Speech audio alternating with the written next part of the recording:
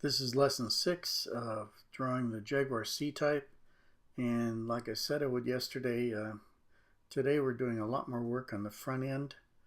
I want to try and make this start to look like a car now instead of just a whole bunch of just jumbled lines with weird colors in it.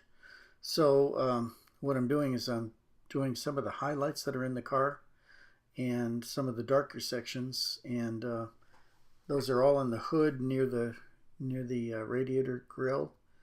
And the way I wanted to do this is so you can see the whole width of the front end as much as possible, and that'll give you some idea of the mass of the car, and also it makes it a little easier to light it, and it shows up a bunch better too.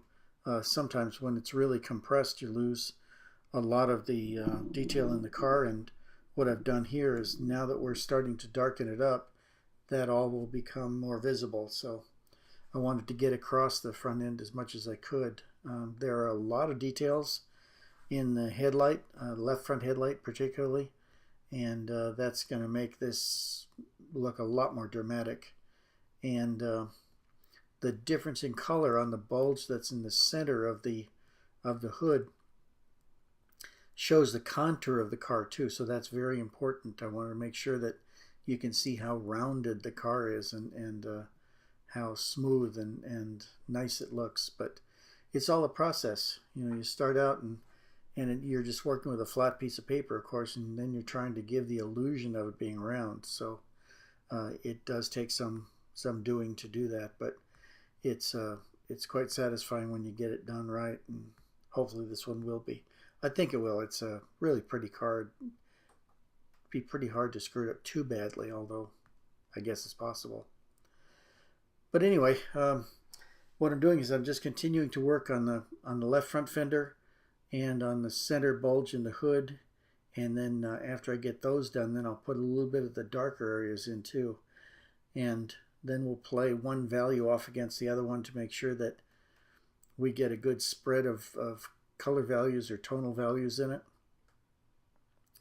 And the more you can do with that, the more, if you don't carry it to a cartoonish extreme, the more drama you put in it, the better it is, because people look at it and say, wow, it really looks great, or I didn't, what kind of car is that, or something like that. So I always try to make it look as exciting as I can, and it's just a constant challenge to do this, and try to figure out how to do it better every time.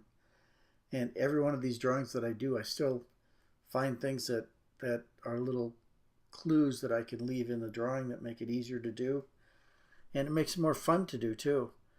You really want to be able to step back from one of these drawings and look at it and say, wow, that really turned out great, and then have another tool to be able to use in the next drawing. If you find something, you try it and it works, then you can try that on the next one if it's the same kind of drawing. And that's the part that's really exciting, is to learn new techniques and little tricks and things that make it easier for you to convey what you're trying to say. There we go. That left front fender is nearly done now. There's a dark place up on top, but I haven't shown that yet, and there's a little valley in between it and the center bump too, but it's looking great. So this is going to turn out just fine. Sorry. Anyway, we're getting down near the end. Just a little bit of darkness on the fender, and that shows a little bit of the contour too down in that bulge, and starting to look pretty good. Okay, nearly there. I will do a whole bunch more tomorrow on the front end, and might even be able to finish the very front end of it. And I hope to see you back, and we'll just get her done. Thanks. Bye.